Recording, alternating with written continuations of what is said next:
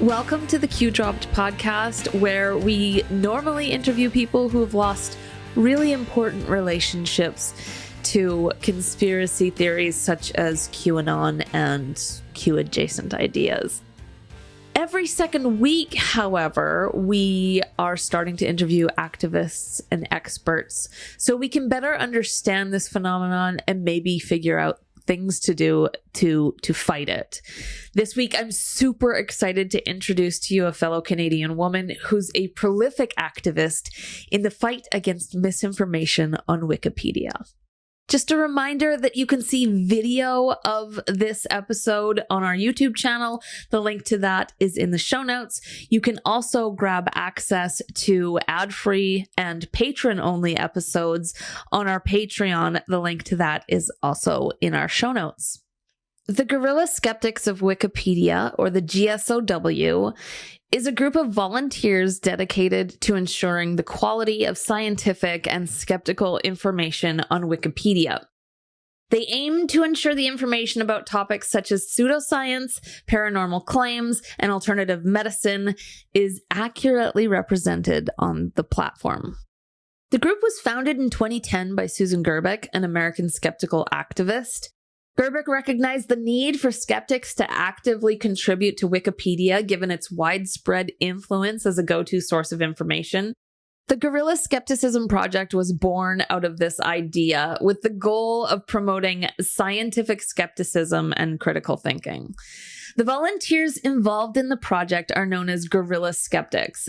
They undergo training in Wikipedia editing, following guidelines to ensure neutrality, reliability, and adherence to Wikipedia's policies. The group focuses on improving articles related to topics that are frequently targeted by pseudoscience or misinformation, such as homeopathy, astrology, and paranormal phenomena. Adrienne, our guest today, is the host of the Skeptic Zone podcast and a guerrilla skeptic working hard to eliminate misinformation on Wikipedia.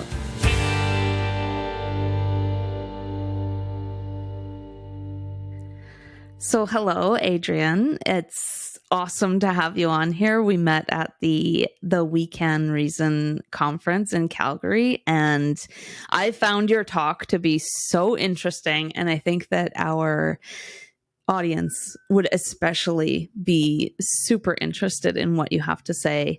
So without further ado, let's get started. Why don't you tell us a little bit about you first, what you do? Oh my goodness. Yeah, I'm quite a busy lady these days. I'm a retired high school math teacher. I retired in 2018. And since then, I have met up with Susan Gerbic, and Susan Gerbic runs an organization under the About Time Project nonprofit. And under that umbrella, there is a section called Guerilla Skepticism on Wikipedia. And she trains people to edit Wikipedia, essentially. And we are skeptical oriented. So we want to edit science pages, scientists, make sure their information is correct, but also pseudoscience. Yeah, so we focus on fringe topics like homeopathy, anti-vaccination, those types of things. We cover anything that would be fringy, even ghosts. I'm into ghosts. I never thought I would be, but that's one of the things that I like to edit Wikipedia about: spirit photography, haunted houses, Winchester Mystery House, all those kinds of things. But we also look at religious things as well. So I have done Yasmin Mohammed's page. I have done Samra Zafar's page. Both are ex-Muslim. So those types of things, all of that fall under the umbrella of guerrilla skepticism on Wikipedia. Can you tell us a little bit more detail about what Guerilla Skeptics on Wikipedia is? Like, what do you guys do on a day-to-day? On a day-to-day, that's a good question. So there's a group of us that are in the not so secret cabal on Facebook. And we called it that because we were accused of being in a secret cabal. So Susan embraces that kind of thing. And so we are now in the not so secret cabal on Facebook. It is a private group, so you have to be an editor to be able to get in there. And so what happens is somebody might say, hey, I'm too busy. Can somebody do this page? I think this is going to be somebody we need to pay attention to. Or somebody will find a page and go, hey, this page is terrible. There's all this information. There's misinformation on it, or it's poorly written.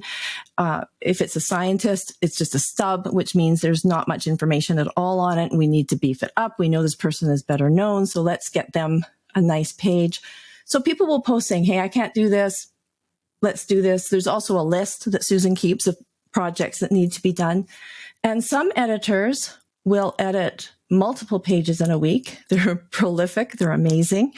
And others, like me, do a couple a year because we just take a lot of time. We tend to do the ones that are more research oriented. Like I have to read books for a lot of this stuff. There's not articles online. So I'm reading books like a research project, right? From high school. I thought I'd never would have dreamt I would love to do something like that as an adult because, math, English, it doesn't matter. You don't have to be good in English to become an editor, that's for sure.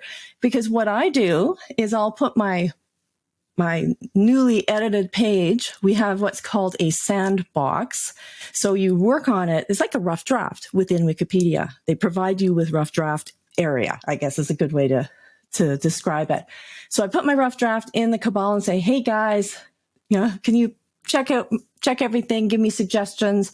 And within minutes, because we have editors from around the world with all time zones, I would say within 10 minutes, I've had at least one comment saying, hey, this is great, but we need to do this, this, and this. So it is a team effort. You're not doing it by yourself because as a non-writer, that would be really intimidating. And so there's lots of help and the help is gracious. It's not, nobody's going to get angry with you for misspelling things or having bad sentences or, bad topics. There's just great suggestions and you learn from it. It's a team effort. There are some people who don't write any articles, but just will give you suggestions and will maybe, once you've published the article, they might go in and correct a few things, but they don't write their own articles. So we have a wide range of people who do different things. And it's great. It works really, really well. It's very social. Sometimes there's fights on Wikipedia over a page. And Susan Gerbic is well known for saying, grab your popcorn and watch this fight unfold. One of the rules of Wikipedia is you're not supposed to ever grab a bunch of people that are like-minded and get into a dispute to try and sway it one way or the other. You're not supposed to do that. And so she's very well aware of the rules. And so she says, grab your popcorn, but don't say anything. Unless you've previously edited the page or you've had some involvement, stay away, but watch and learn. So we learn a lot that way. It's a very interesting place to be. Yeah. So essentially, the Guerilla Skeptics on Wikipedia are editors that are like combating misinformation. Is it also like, in your talk, you also talked about like bad sources versus good sources. What makes a good source? And that's a really tricky one. There's a lot of arguments online in the talk pages about what is a good source and what is not a good source. Generally speaking, you can say the New York Times, the Washington Post, local papers, that are in your community would be fine, but you still have to be careful because there's opinion pieces. So an opinion piece may or may not be considered a good source because there's opinions that come out that are proven to be pretty wrong in the long run. So we have to be very careful, even if it's not an opinion piece. So we treat each piece individually. And the Skeptical Inquirer has come under attack a few times for not being a reliable source, particularly from people who are on the fringe side of things. And they will point to opinion pieces within Skeptical Inquirer as this, they're not an expert. They don't know anything about this, and try and bring down Skeptical Inquirer. Luckily, it has survived many attempts at getting it delisted as a reliable source. But it's the same as any big paper, London Times, whatever you want to talk about. Any newspaper can be a reliable source and cannot be a reliable source, if that makes sense. There's just some that have more reliable pieces and some that, like, you wouldn't use Breitbart. Like, if you tried to use that, it's going to get lost, that kind of thing. So there's certain papers that you would never use and would never be considered a reliable source. And yeah, it's very strict. They do have a very strict policy, but it is open to interpretation. And that's why there's some fighting that goes on behind the scenes that people aren't aware of. It can get very interesting. Our audience is, the majority of them have like a loved one who is deep down some weird rabbit hole. And often we get involved in conversations with those people trying to debunk the things that they're saying. Can you give any advice to those people for identifying good sources for that purpose? Well, one of the things I use is Media Bias Fact Check. It's just a web page that you can go and put in the paper, and it will give you a bias rating as to whether it's on the left or the right, but also how factual things are. So it will give it a fact check. And I use that all the time for Wikipedia. Is it absolute? No. You have to still use your common sense, because some people say, well, if it's too right wing or too left wing, you can't use it. But if you look at how factual they tend to report, then you can probably use it as a reliable source. And one of the things that's really great about that resource is that it also gives you sort of an inflammatory language rating. So if they tend to use sort of a lot of adjectives, they'll say that, because that can kind of bias you to one way or another when they start using inflamed language. So I think that's a starting point that I have. If I find a source that I've never heard of, because of course I'll be writing about somebody in some small town in the US. I don't know if this paper is reliable or not. I'll stick it into this Media Bias Fact Check website, and I get an idea as to whether or not I can use it. So that's my main one. And also just, I ask in the cabal. I'll say, hey, you guys, is this reliable? Now, you have to be an editor to do that, so your listeners will have more trouble with that one. But yeah, that's another reason to join GSOW. There you go. Yeah, that's something that you also mentioned in your talk, is that you guys are always looking for new editors, right? Yes, always. Because we seem to be always around between, I would say, like 110 and 150, because people come for a few years, life gets busy or something happens and they leave for a while, some come back, but it's always getting new people in, and it's constantly ebbing and flowing. So, and there's a constant core that have been there for a very long time, but yeah, we're always looking, and we really want people from other languages as well. Almost 50% of all the pages we've written are in other languages other than English. Wow. So we really love the fact that we really are global. So if you do join, if anybody out there wants to join, if you do join and you contact Susan Gerbic, there's a big welcome message that says, welcome to the cabal, and you will get welcome from around the world. I was overwhelmed by that.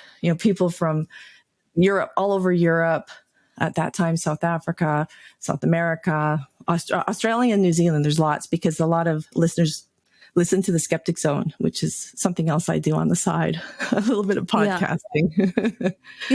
So there's lots of editors from there, because Susan Gerbic is on the show quite often as well. So it's really cool. Yeah. It was founded by Susan Gerbic? Yes, it was. Okay.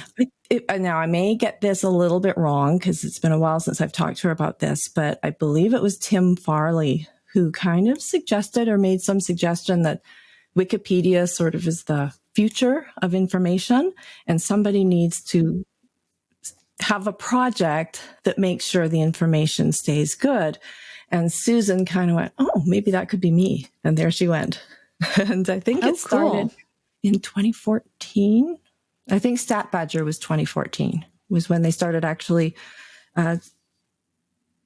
keeping stats of how many views that we have. So that was started around then. So I think she started GSOW before then.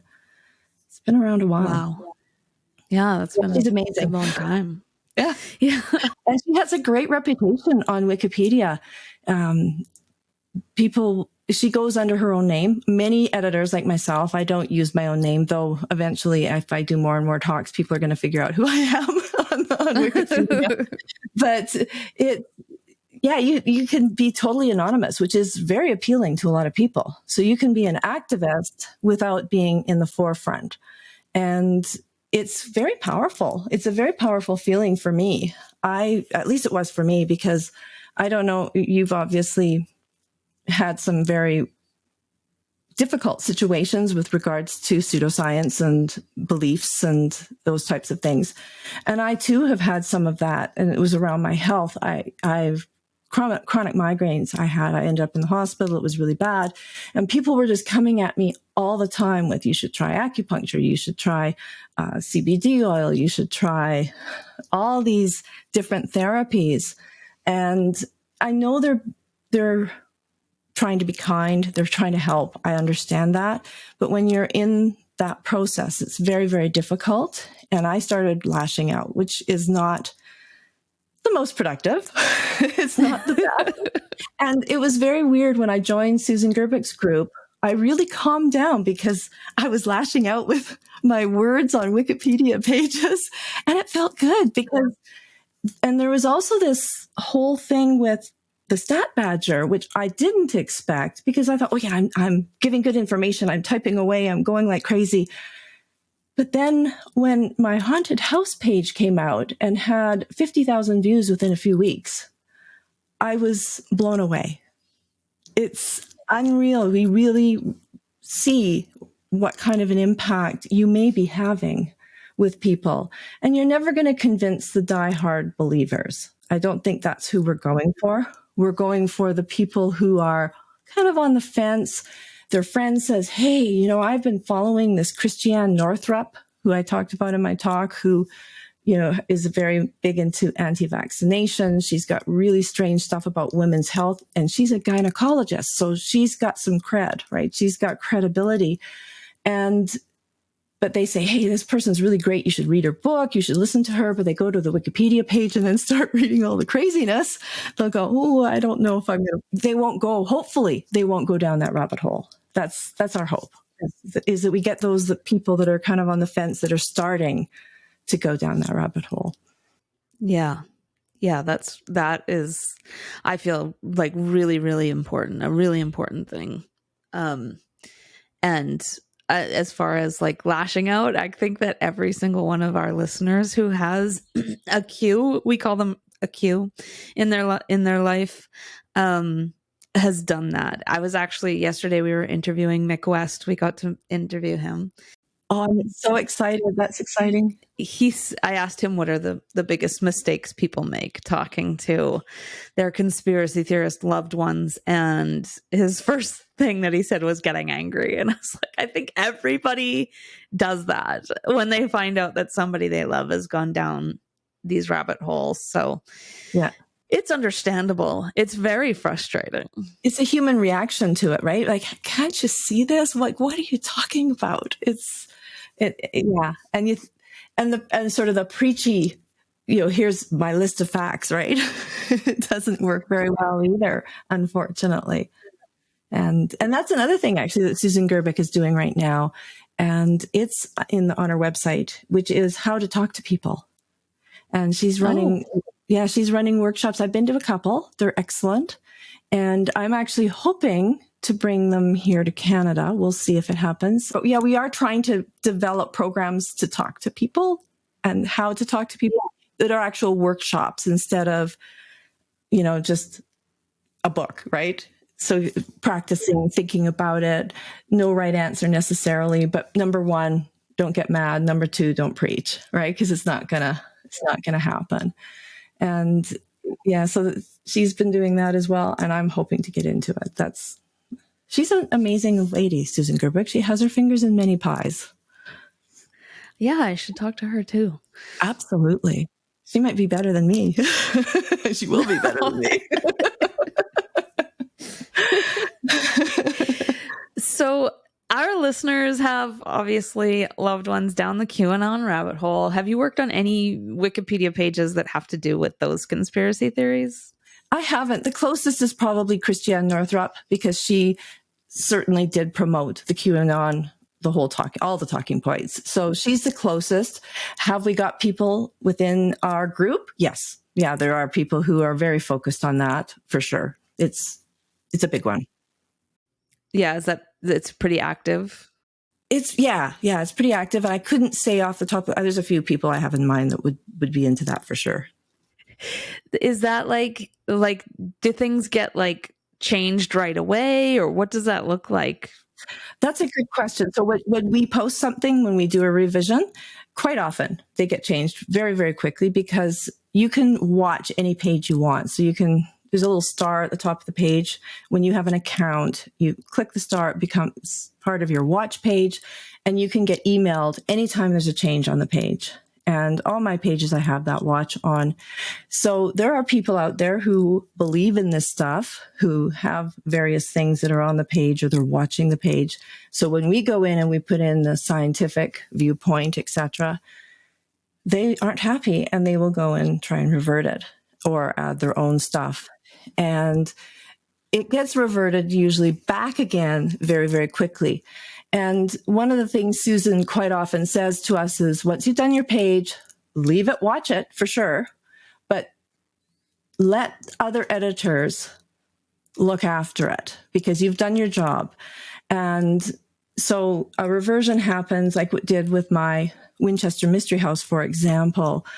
Right away, somebody from that tourist attraction reverted it back to what it was, which said that Sarah Winchester was crazy and was spiritual and believed in all these weird ghosty things.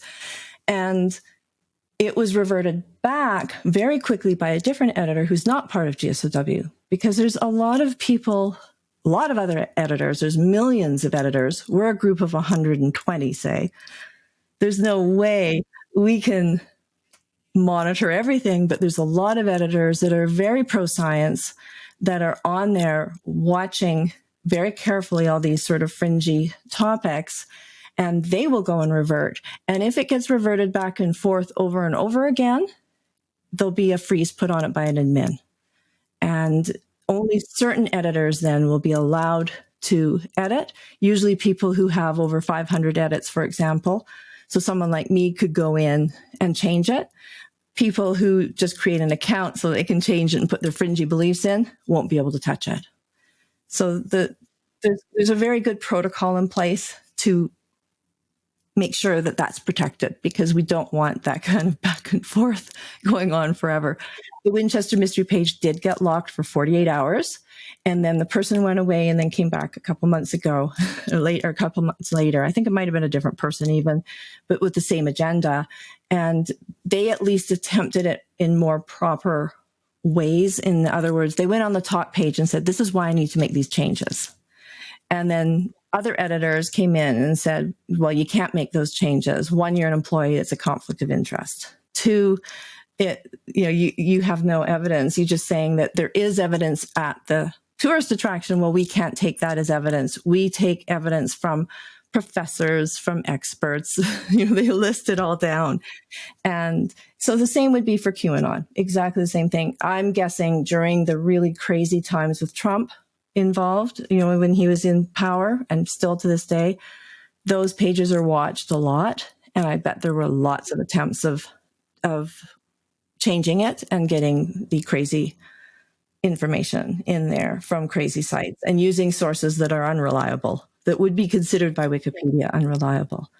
So they would happen a lot, but I've seen some vandalism is just people being stupid, right? Where they just put in a swear word or put something really silly in. Like I had somebody talking about chickens on the haunted house page. It's just really random. And there are bots as well that will get in there and take stuff out. So if the humans don't get there fast enough, the bots are seconds.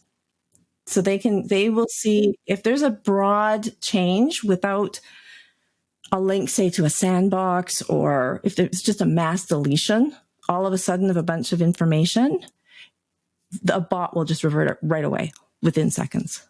So it's pretty well done. It's pretty amazing, actually. That's cool. Yeah. It's interesting because when I was younger, I was like 19, 20, which was forever ago. I was really interested in the Winchester Mystery House. And there's a couple times we drove down to California and we intended on going there. and something got in the way. That one time my transmission fell out of my car and we had to bus home. And another one, we overshot it. We weren't paying attention to this was before GPS. Google Maps and all that stuff. We're relying on the paper maps, right? So we overshot it by like 2 hours and we didn't want to go back. So we always joked that it was the curse that wouldn't let us go there. But awesome. It's interesting because I lost interest over the years. I haven't really looked into it at all too much. And I didn't know until I heard your talk that she actually wasn't crazy and into all of this spiritual stuff. Yeah. I believed that. I totally believed that she was doing the seances at night and stuff. There's been many books about her. There's so many articles. If you type in Winchester Mystery House, there's a lot of articles about how she was a crazy woman. And you can imagine how frustrating that is to the family, to the employees' families, to neighbors who knew her. It's harmful. People say, well, what's the harm? Maybe 100 years later, it's not so harmful, but she still has relatives that are alive. And for me, as a woman who is into math, I would hate it if my legacy was that I'm a crazy woman who held seances. I don't like the idea of that. So it made me mad when I've heard about it. So, and because I'm into the ghosty things, it was an obvious fit for me. And that was one. I don't know. Do you know Brian Dunning from Skeptoid? He did a podcast about the woman, and he was the one that alerted Susan, said, hey, the Wikipedia page has all these incorrect facts on it. It needs to be redone. And so it was posted in the cabal. Hey, Brian says this is no good. Who wants to take it on? And so I took it on, and that's how things happen. We don't necessarily know there's going to be a bad page out there. There's millions of pages, billions, however many pages are out there. But somebody will alert us, hey, this page doesn't look great. Can somebody fix it? Sometimes we can, and sometimes we can't because we can't get enough sources. So it just all depends on how many sources we have. And the book that I talked about by Mary Jo Ignafo, that was huge for us being able to revamp that page. Because before then, it was all this stuff about ghosts and, and usually not great resources. Like, it wasn't the New York Times that was writing about it. It was usually just small little papers who wanted to embrace the ghost story, right? And continue that lore. So that book was a huge, huge thing. Now, others have written about it as well. So it wasn't just her. You can't just have a one book article. It just doesn't work. So there were others, luckily. Kenny Biddle had written, Joe Nickel, Owen Davies. There's a whole bunch of people that are historians or people who are well-known paranormal investigators who had written about it, luckily. So we were able to change the page, and it stuck. That's cool. Just for the sake of our listeners, so they're not confused, tell us why Sarah Winchester built the stuff that was in that house. Because there's a lot of stuff that doesn't make sense in that house. There's a lot of things. So her and her husband, when they lived in the Boston area, so New Haven is where she married her husband, who was of the Winchester Firearms Company. So he was the owner of that company. And her and her husband had a little bit of a hobby called architecture and design. And they loved trying to build things. And they built a home in New Haven along with an architect. So it wasn't just them on their own, but they just sort of embraced it. And her husband died shortly after, which devastated her. And according to lore, she went to a medium in Boston, and the medium told her she had to move to California and continue building a house and to house all the ghosts that were of people who were killed by the Winchester rifles. So there was this sort of a guilt, kind of a guilty association. Like, she was feeling guilty about having this company, which is not true either. So the medium bit, no evidence that medium even existed. and people have looked in the directors of mediums for that area for that time. No, and they have a name. I've forgotten what the name is. I think it's Harry Coombs or something like that, something close to that. Can't find that person, non-existent. And that lore actually was developed in the 1960s when somebody wrote a book. So somebody probably made it up. Nothing before then there's nothing at all in the lore that can be found about this so-called medium that she visited. So there's the first bit. So then she did move to California, but they think it's because her doctor told her it would be good for her rheumatoid arthritis. She was quite ill, and they said the climate would be good. And it was really advertised at that time. California, move to California. It's a great place to live. So there was a lot of push to move west. And she was one of those people. And when she got there, she had this huge inheritance from her husband who had just died. And she still had this little hobby she had, which was architecture. So she started building a house. She bought a property that had a little farmhouse on it. And then she started expanding. And because she had no skill in architecture, it was just kind of trial and error. And so she would build a room apparently, and it wouldn't be bright enough. So she'd change it. She'd either tear it down or put windows in, and then she would build an expansion that would wrap around. And so you'd have a door opening to a wall because she just had built this house just on a whim. And she had a lot of really great innovations. And one of the innovations they had on an upper floor was a garden room, and you would water the plants, and then the water would run down the floor, and there's these trap doors that would pipe the water out to the garden outside. But in the lore of the house, it's spooky because there's these mysterious trap doors that she had. Who knows why? She was trying to catch the spirits, those types of things. But no, it was a garden room that would overflow with water, and the water would run down and go into these hatches and run along the pipes into the garden. It was really clever. So really innovative stuff, not ghostly. There is actually an explanation. And one of the other ones that came out as a story, a rumor, while she was building the house, was that she was building it in such a way to trap and confuse the ghosts so they couldn't find her. No, that's not why. She just didn't have an architectural background. I mean, you weren't allowed as a woman to go to school as an architect. So she had to kind of just wing it. And then the other thing that happened was in 1906, I believe it is, the San Francisco earthquake happened. And at that time, before that happened, it was up to, I think, 7 stories. She had a 7-story tower, but most of the house, I believe, was 4 or 5 stories high. And anything beyond level 2 was gone, was wiped out. And so any stairs that went up were then boarded over so that no more damage could happen. So the stairs to nowhere used to be stairs to an upper floor. She's not just a crazy woman building crazy stuff like they say in the tours, apparently. I haven't been on a tour either. I want to go. So maybe you and I will have to go. Yeah, that'd be fun. After doing this, I really want to go. I want to see this house and hear the tour. Hear if what something gets in the way this time, I will believe. Yes. Exactly. Well, and I did on the Skeptic Zone podcast, I did a little bit of my very first bit actually was that bad things happen in threes. Yeah. So it would fall in line. My mom used to say that all the time. Bad things happen in threes.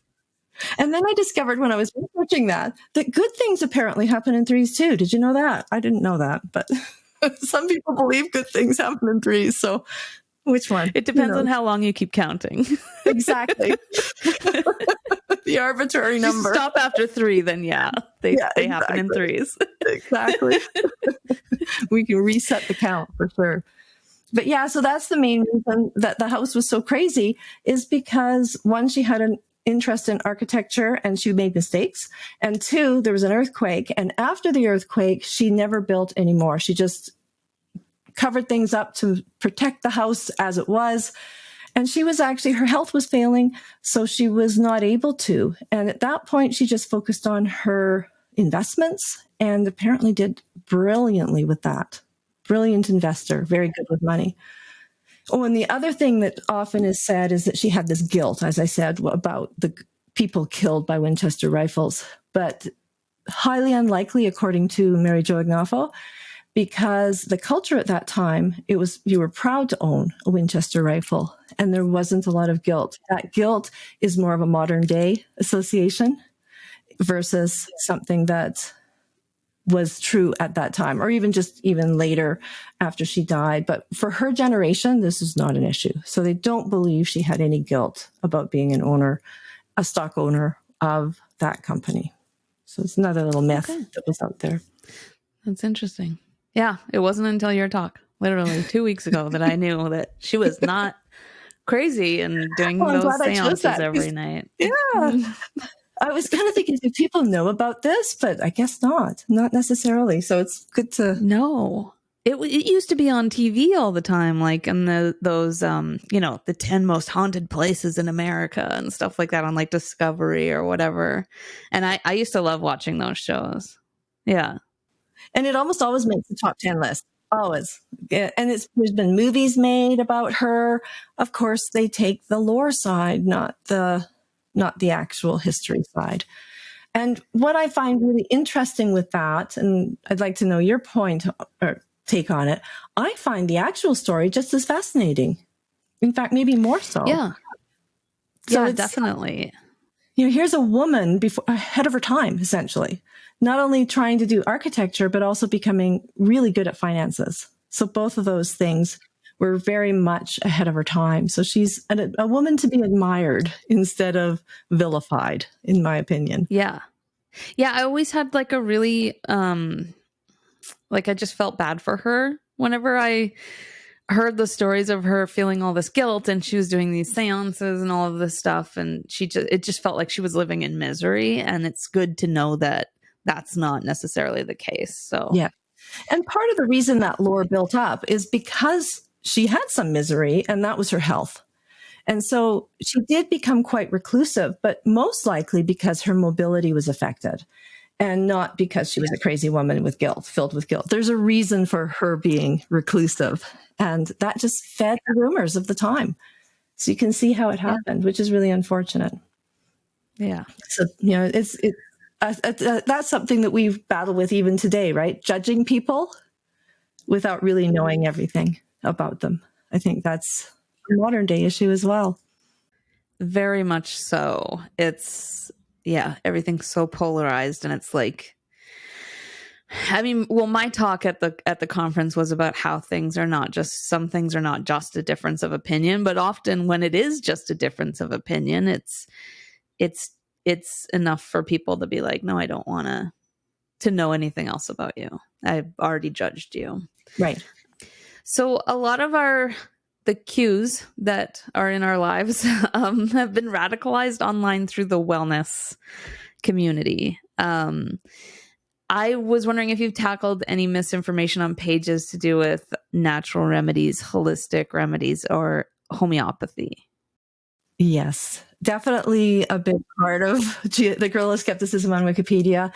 And the one article, again, that I will name is Christiane Northrup. So it's interesting you say that they came through the wellness. That's where she started.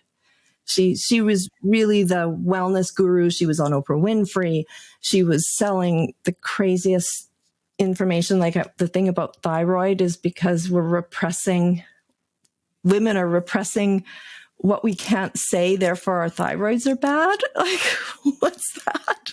Just speak out and then your thyroid gets better? I didn't understand that. Then my thyroid should be great because I never shut up. I think we're going to be good with our thyroids forever. But so that's the one that I did. And that was a big page because there was just so much about her.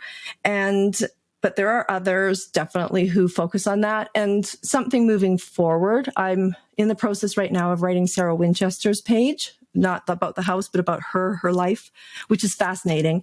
When I do that, I think I'm going to head back into that whole alt-med area. But there are lots of people who cover that within our group for sure.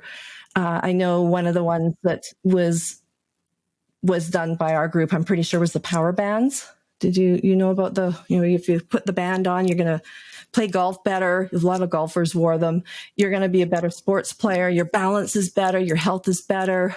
And Richard Saunders from Australia, the Skeptic Zone podcast, he was instrumental in having those removed, or a company not doing too well in Australia, because I think it came out of Australia originally, but it made it all the way around the world. So that's a page that was definitely one that, if we didn't write it, we were certainly updating it and making sure the information was valid. But yes, and I'm talking about just the pages that I've done, where I've started from scratch or completely revamped it.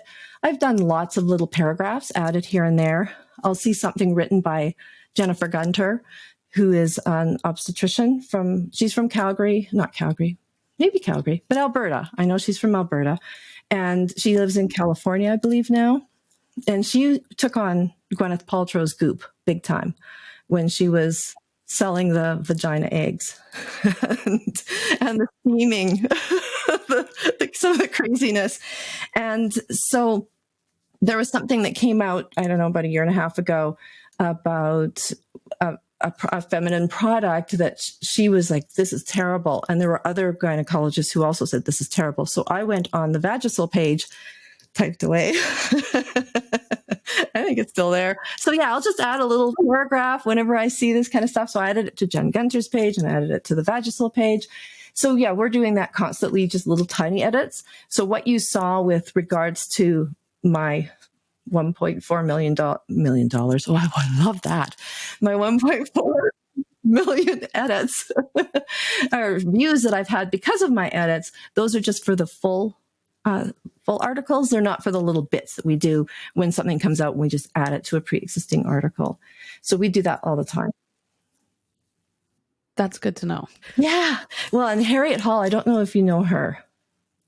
She wrote for Science-Based Medicine. So Science-Based Medicine is considered a reliable source, and it's one of the few areas where we can have writing about alternative medicine. They really focus in on that. And she was a regular contributor, and she died, unfortunately, this last year. But she was amazing.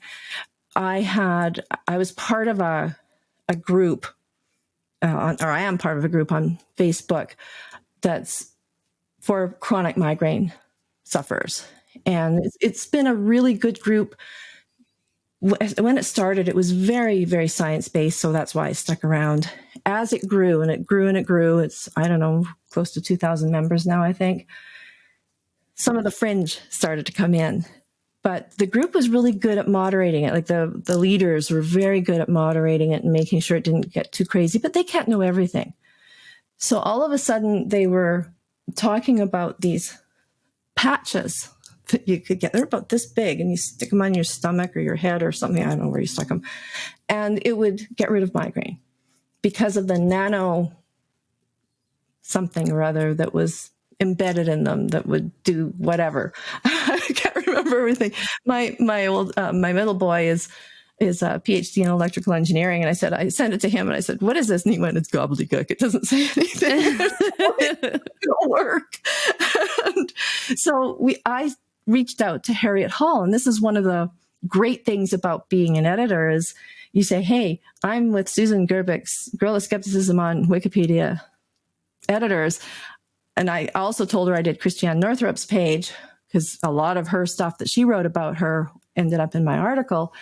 And she writes back to me and says, "Oh my God, this is crazy."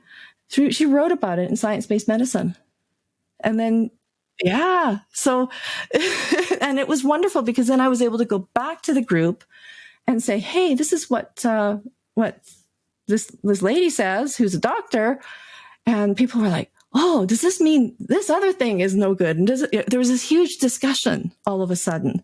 And somebody else also posted saying, "I got taken for, I can't remember, thousands of dollars because I fell into this. So please be careful. Don't fall into this stuff." So being part of this organization feels powerful in some respects in being able to tackle this, even if it is just a drop in a huge ocean. It feels like sometimes it's something.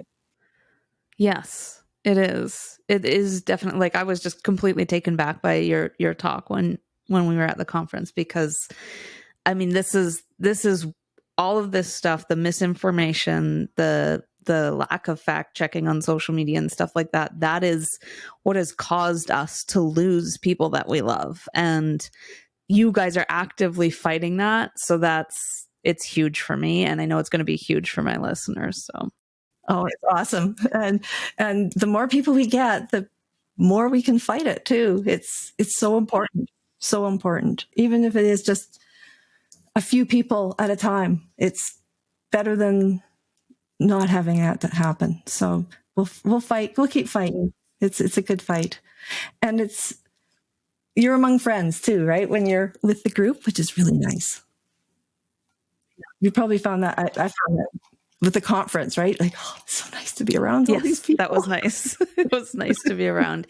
And you knew that everybody around you kind of was on the same level as you. It was nice. It was very nice. You could speak frankly. Yes, exactly. Just be exactly who you are. Are there any pages on Wikipedia that are just like a constant battleground of editors? Yeah. The anti-vax pages, especially during COVID, were huge. And a lot of them were locked down because of it. So they were well watched. We actually have another Canadian editor from Montreal who really watches those. And he's written a lot of those pages himself. And yeah, those were very, very active, very controversial. Lots of talk on the talk pages about various things and lots of battles going on. The other one that I can think of off the top of my head is Scientology. And, Scientology has been in the news a lot more recently. And it's often a locked down. They're locked down pages as well. And we actually have one editor in particular right now who's really taking an interest in the Scientology pages, partly because they've gone through that. So they're ex, as far as I understand. And others have done that as well. Like Susan Gerbic is very interested in the whole Scientology. What would you call it? I don't know. Phenomena. Movement phenomenon. Yeah. Whatever you want to call it. So there's a few people who take an interest in that, and we'll look at the pages. But those are the two off the top of my head. Probably very quickly would be anti-vax, but I would guess that the QAnon ones as well would be way up there. Especially during the pandemic, and maybe not so much now, but it's still there, as you know. It's still a problem. Vaccines are definitely one of the issues that affect all of our guests and all of our listeners probably the most.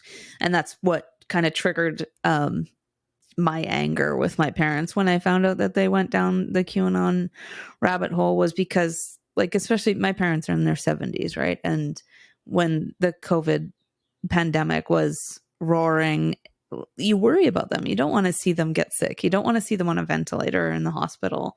And so it's very upsetting when people that you love refuse to believe in the efficacy of very safe vaccines, and are taking that kind of a risk. We actually ended up getting my parents vaccinated. So yeah, that was part of your story. Congratulations on that. Yeah. They're still a little, they're in the conspiracy theories, but at least I know that they have that. I was just wondering if they were concerned for their safety because they've had the vaccine. Are they worried that they have like chips or something that's happening? My dad, shortly after his second dose, had a brain bleed. And they're convinced that it was caused by my parents are convinced that it was caused by the vaccine. The doctor, on the other hand, showed us the image of his brain that proved that he'd been having these little micro bleeds for the last 10 years. So, I mean, it's logical to assume that it had nothing to do with the vaccine and it was just going to happen either way. Bad timing. Yeah, I don't believe that brain bleeds are associated with the vaccine. I think it was, in fact, the opposite. even though minute, the risk was with the AstraZeneca vaccine, and it was clots, which is the opposite of a brain bleed. So. Exactly. Exactly. But it's brain, so it's in the same area, right? So we logic it. Yeah. Very badly, but that's how we do. We jump to these associations. Yeah, well, I don't know if you've seen the people on Twitter and stuff like that, but they're like, they will associate anybody dying, anybody getting sick, anybody hurting themselves with being vaccinated. Like their first question is, are they vaccinated? They could get shot and be like, it's because they were vaccinated. They died suddenly. It was the whole died suddenly phenomena, right? They were really searching for anybody that would die suddenly and therefore a vaccine. It's all anecdotal, and it's all just a gut feeling that they have. None of it is based in any science whatsoever. And it's funny because I think somebody asked me the question at the conference that made me say that my parents, like I asked my mom, she pointed out that everybody's biased. And I was like, I totally agree with you. Everybody has biases. And when I asked her, how do we, like, what would you propose that we do to strip these biases?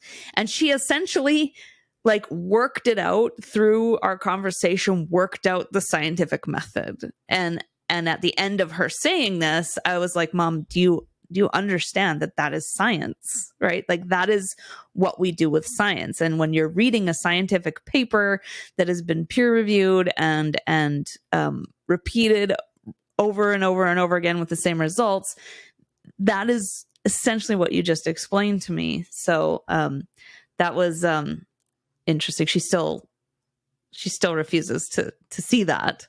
Can't see that there's still that gap between her understanding what needs to be done versus what she's doing. Yes. Yeah. So it's frustrating. But are there any pages on Wikipedia that have been edited a lot that would surprise people? That's a good question. I don't think I actually have an answer for that one. I do have kind of a fun little quip that we learn in training, though, that it's not really associated with that. But one of the places to look for vandalism, if you want to witness vandalism on Wikipedia, would be watching out for a major event like the Super Bowl. So when the Super Bowl is on and they announce who the halftime show is, for example. So, there was Jennifer Lopez one year and just gone blank. Doesn't matter. Shakira. So Shakira and Jennifer Lopez. And on the day of the Super Bowl, because they're performing on their pages, on the Super Bowl page, Jennifer Lopez's and Shakira's page, most likely some vandalism is going to occur, where people just put in something goofy. So isn't that weird? It is, but they're going to be reverted very quickly. So you're actually going to have to refresh your page to see it, because it's probably going to appear and then it's going to disappear very, very quickly. Because there's also going to be a lot of Wikipedia editors who are watching that page at that time, as well as the bots, because they know this is going to happen. So that's so interesting. Isn't that crazy? Why do people do that? Because they can. It's true. Anybody can edit Wikipedia. And, some of them are probably high school kids or, kids in a group at a Super Bowl party. Oh, let's do this. Oh, that kind of thing. It's not meant to be malicious. It's just being goofy. And it's most likely going to happen on that day. But there are people who really they're getting angry about something and they think they can just put it onto that page and it'll stick. And then, no, it's not going to stick. So anybody can edit. However, most of those edits are not going to stick. I've had edits that have been reverted. I kind of feel like I know what I'm doing, but I've had edits. Yeah, no, that's no good. You learn, right? And they give good reason usually. And it's like, oh, okay, that's fair. And, I've changed wording and then people go, no, the original wording was better. Okay. Yeah. Okay. I'm going to stick with that. So yeah, I think other than that, I can't really think of a surprising page. To me, I guess it was surprising to find out that my most watched pages or my most viewed pages are around ghosts, because I came from a secular family who did not believe in ghosts, who always said, no, they don't exist. So it was a real surprise to me that there's so much interest in ghosts and the belief in ghosts. So it's interesting to me because it's unfamiliar to me as to why people believe in ghosts. I mean, I get it now.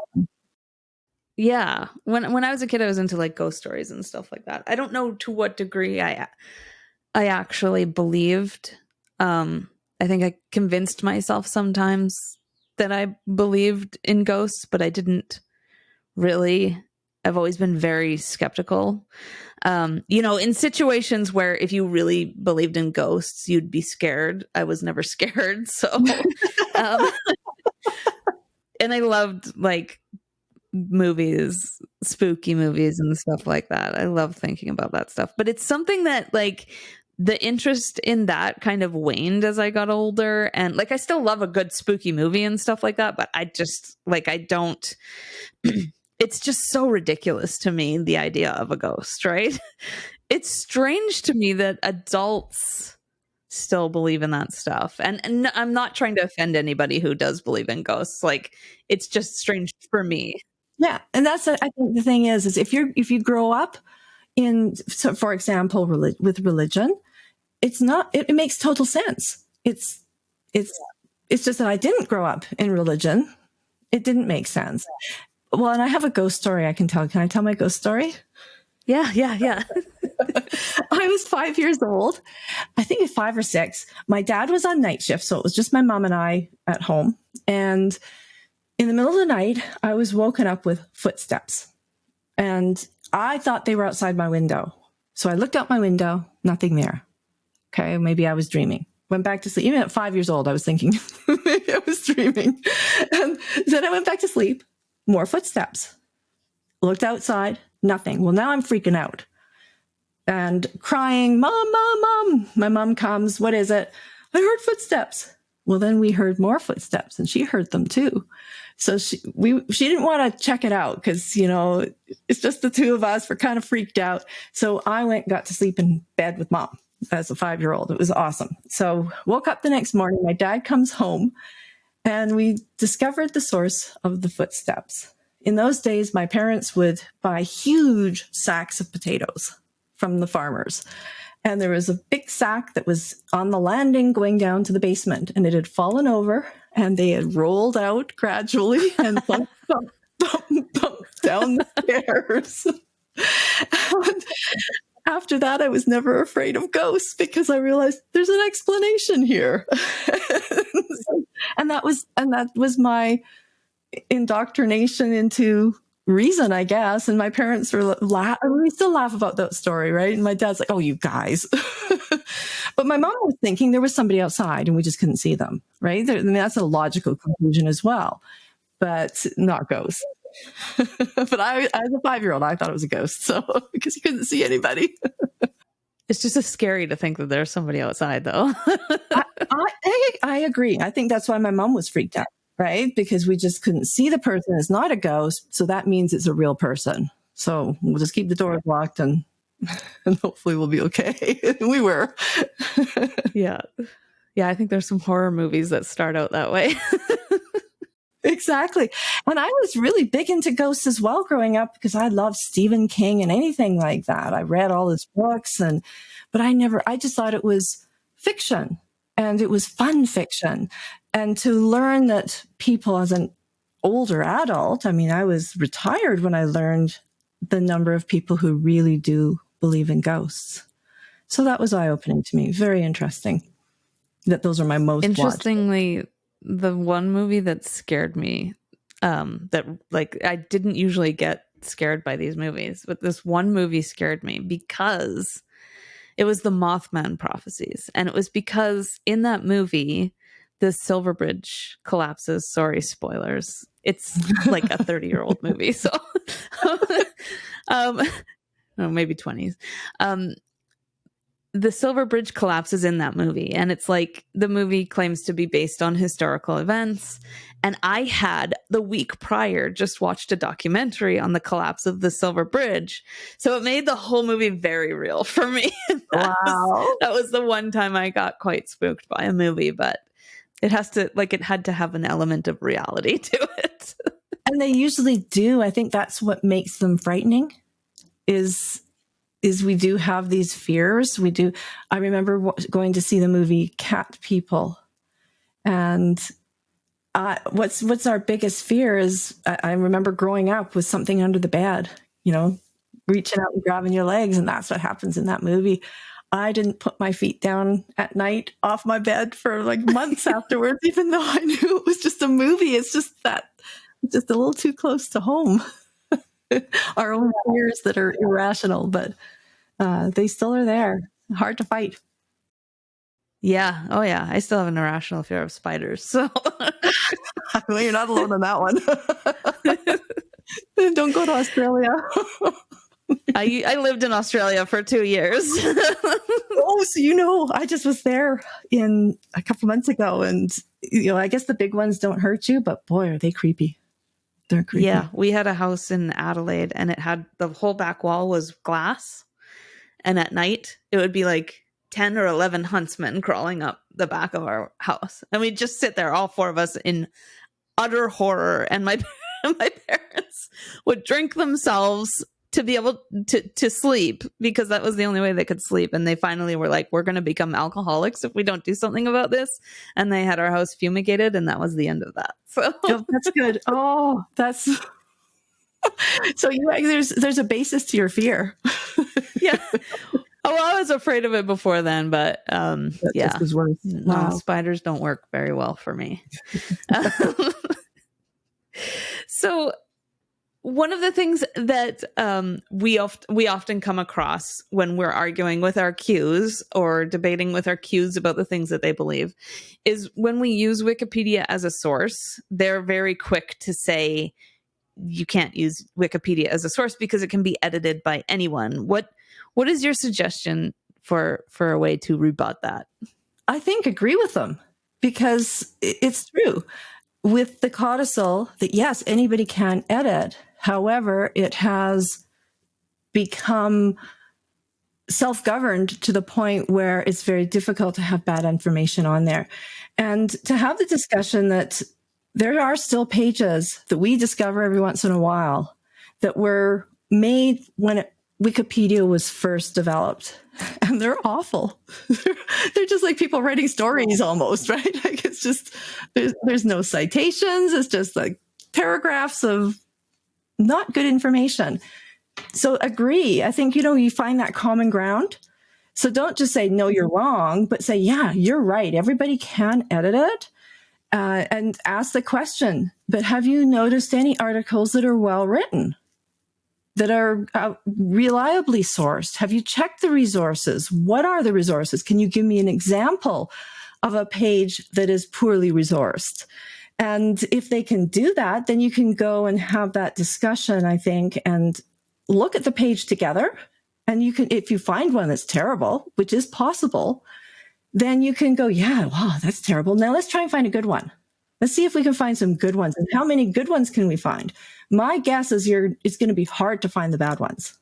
It's not impossible, but it's going to be hard to find those bad ones. And as a teacher, I ran into that a lot too, where teachers would say, you're not allowed to use Wikipedia.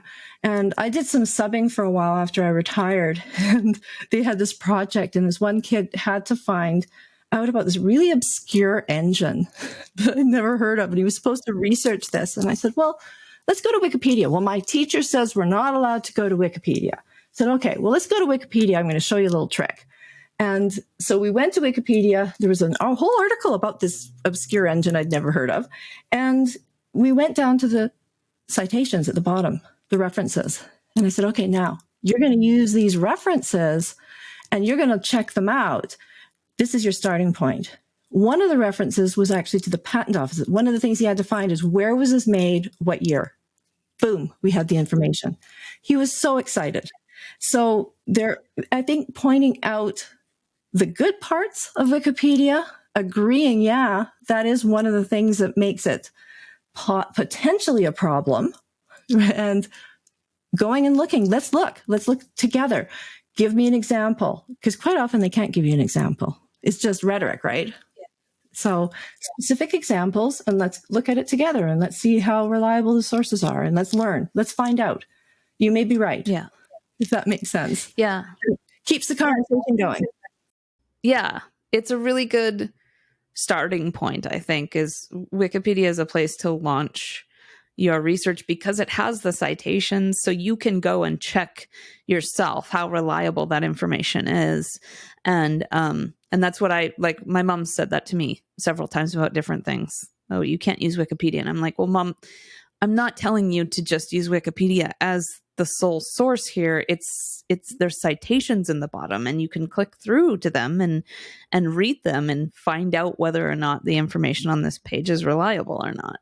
And then go that next step with just saying, find me that bad one with the bad resources. Show me that. And they may go to a QAnon page or an anti-vax page and say, look, this is bad information because vaccines are bad. Well, what source here do you not like? So you can start having that discussion. And that's a good idea. Yeah. I learned that from Susan's workshop. Give her a plug.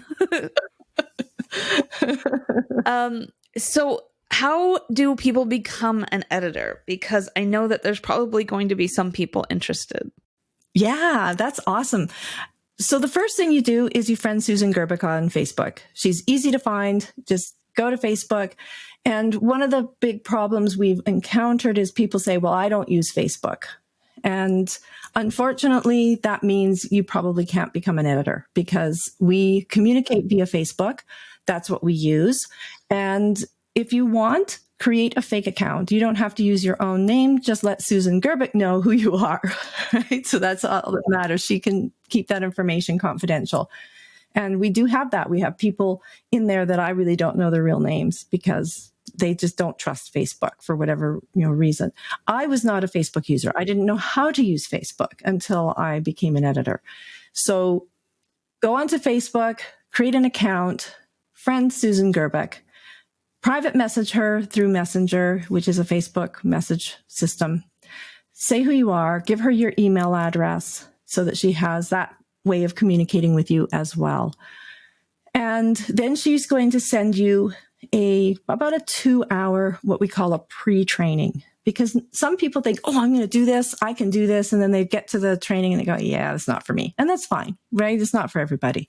And I encourage those of you who think you're not tech savvy, you don't have to be tech savvy. There's a wide range of people that Susan Gerbic is not tech savvy, and yet she's in there all the time. She's figured this out.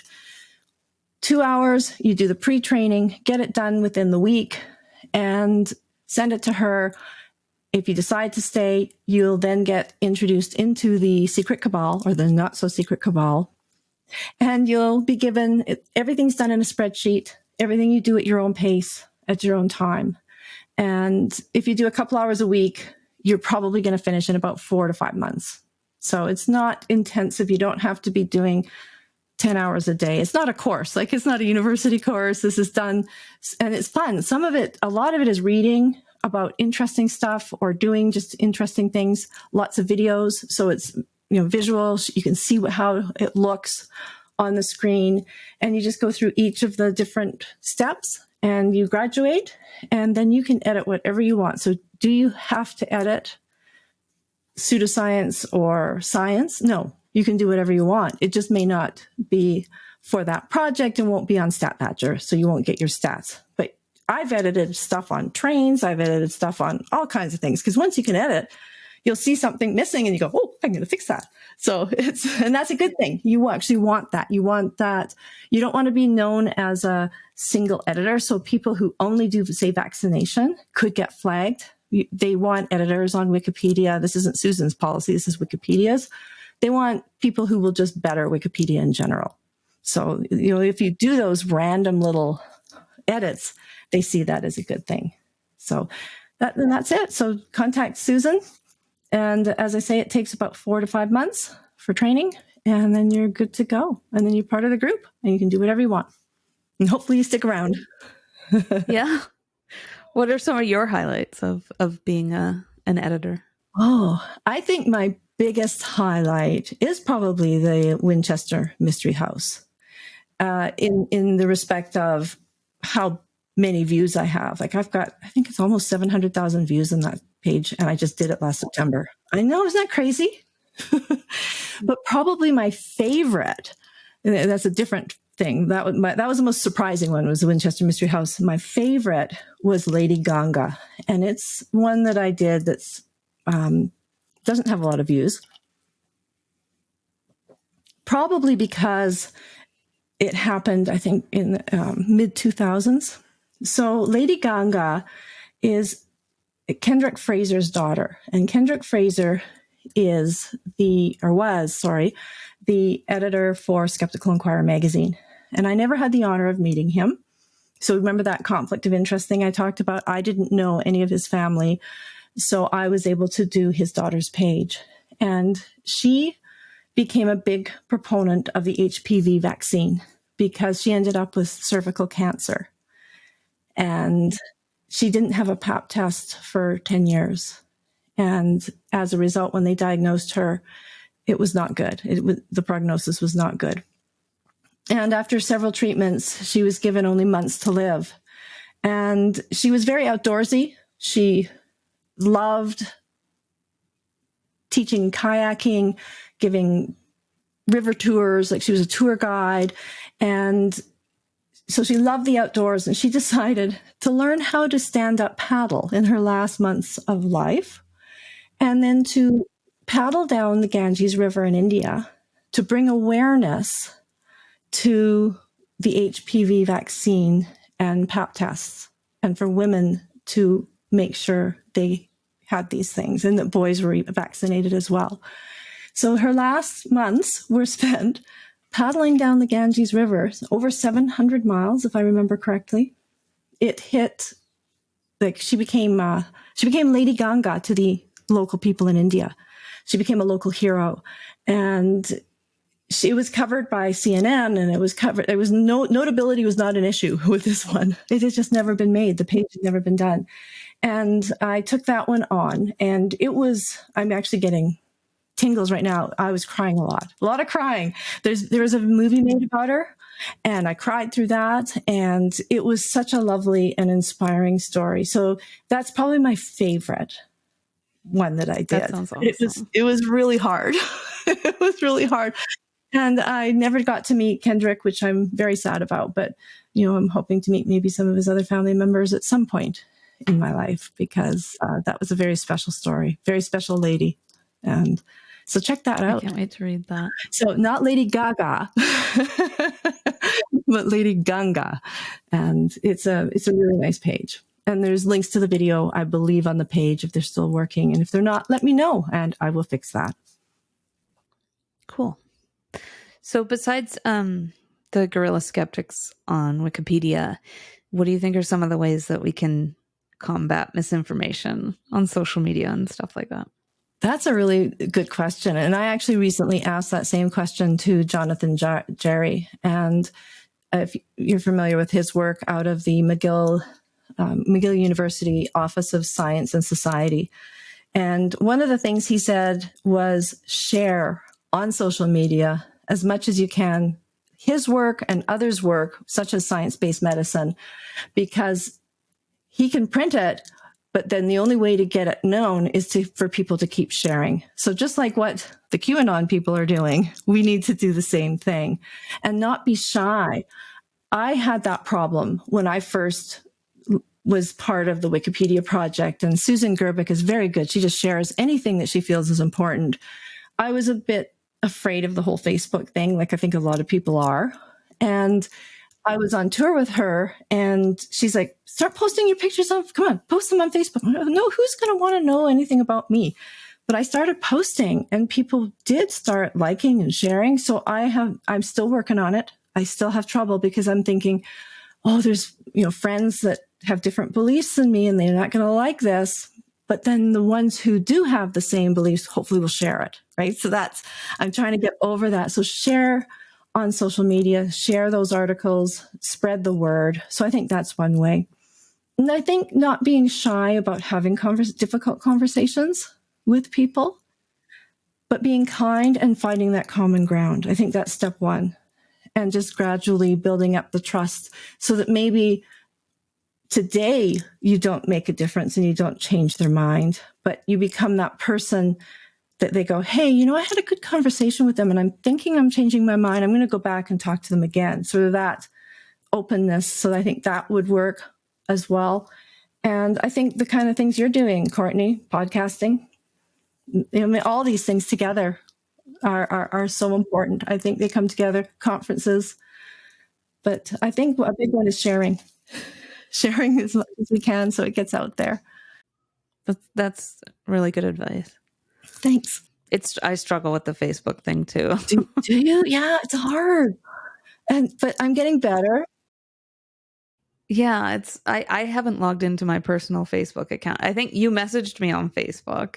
I did. And I was like, I never check this. It's because I don't. Every time I log into Facebook, I see stuff being posted by people that I know in real life that makes me horrified. And I want to be able to, I live in a very small town, so I want to be able to go to the grocery store and say hi to somebody and smile and I don't need to know what they feel about this or that. I just don't want to know that stuff.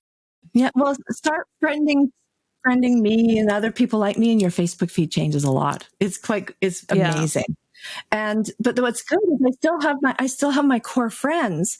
And my biggest fear was that, oh my goodness, they're not going to want to talk to me anymore because I have such different beliefs with ghosts and things like that. And that has not turned out to be true.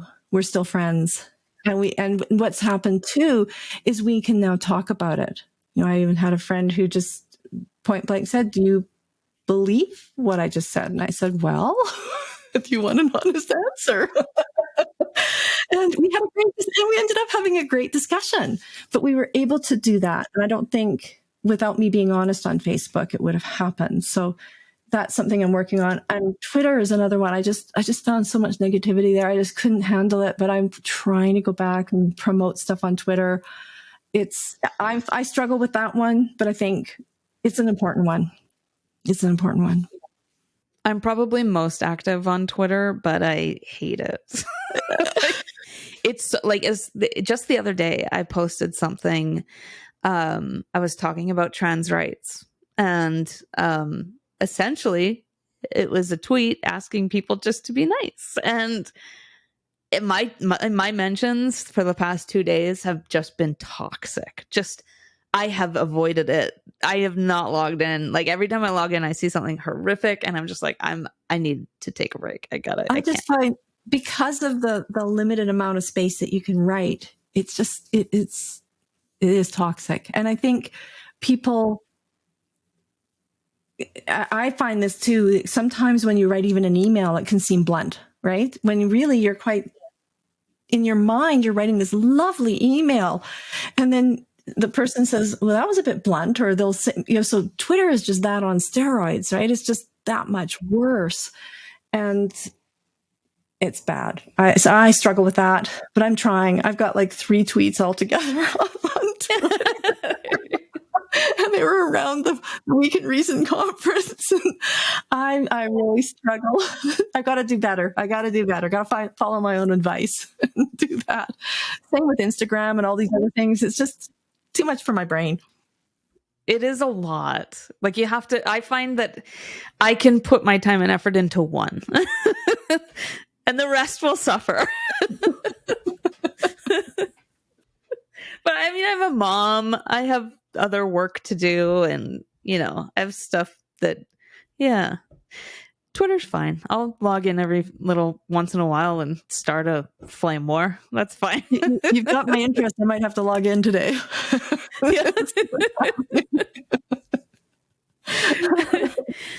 So speaking of social media, where can people find you? So I do have a website now. It's zonegiggler.ca, which is very silly, but it kind of it is what it is. And so that's one place. And the other place is Facebook. So feel free to reach out and Facebook friend me. And I'm easy to find. It's just Adrienne Hill. And you will see my Skeptic Zone podcast image as my picture. So not hard to find. So those are probably the two best places. And from the website, you can email me, reach out, whatever. Okay, I'll make sure that I put links to all of that in the description, as well as I'll get the URL for Susan's Facebook so that people can contact her if they want to sign up to be an editor, which I'm hoping that some of my listeners will, because one of the things that I've talked about a few times on my podcast is that this is kind of a way, like feeling like you're doing something about it is a way to cope with the loss of a loved one down the rabbit hole. You know what I mean? It's very therapeutic. Absolutely. So it has been so therapeutic for me, and I was just dealing with my own stuff. So it's huge. And actually, can I segue back to your question about what can we do? I think number one, here I am talking about Wikipedia for an hour. And number one is become a Wikipedia editor. Yeah, there you go. There you go. Millions of views, right? On my Facebook page, I might get 50 people who go right? There might be a couple hundred who see it, but Wikipedia, it's millions. So Susan would really be upset with me for not saying that one first. Okay. But at least I remembered. Yeah, there you go. Well, I hope that you guys get some new editors out of this for sure. I do too. We did get new editors out of the Seth Andrews interview that Susan Gerbic did, so that was really awesome. So being on these podcasts, and I think that's probably the biggest way we've got new editors. I didn't come that way. I found it out of an article from Science-Based Medicine, but most of them I would guess are because of podcasts like this. So thank you. Yeah. Well, thank you very much for joining us. This has been really, really interesting. And I know that our listeners are going to get a lot out of this and maybe feel some hope, because a lot of our stories aren't that hopeful. So I'm looking for different ways to offer our listeners a little bit of hope. So thank you very much for joining us. Awesome. Thank you. Thanks for having me. It's been a blast. Thanks so much to Adrienne for joining us and telling us about Guerilla Skeptics on Wikipedia. If you're looking for a way to feel like you're fighting this QAnon phenomenon, I can't think of a better avenue than becoming a GSOW and fighting to ensure our most accessible resources are factual. You can find Adrienne and the Skeptic Zone podcast on Twitter. The links for both are in the show notes. We've also included links to Susan Gerbic's Facebook in case you want to send her a message to become a GSOW yourself. We would be forever grateful if you could review and rate this podcast on your favorite podcast platforms so more people can find it. Also, head on over to Patreon to hear Patreon-only episodes, bonus clips, and ad-free versions of all of our content. We're back next week with the story of two sisters whose QAnon parents haven't even met their grandchild, thanks to a schism in the family created by conspiracy theories. Make sure you're subscribed on your favorite platform to get notified when that goes live, and thanks for listening.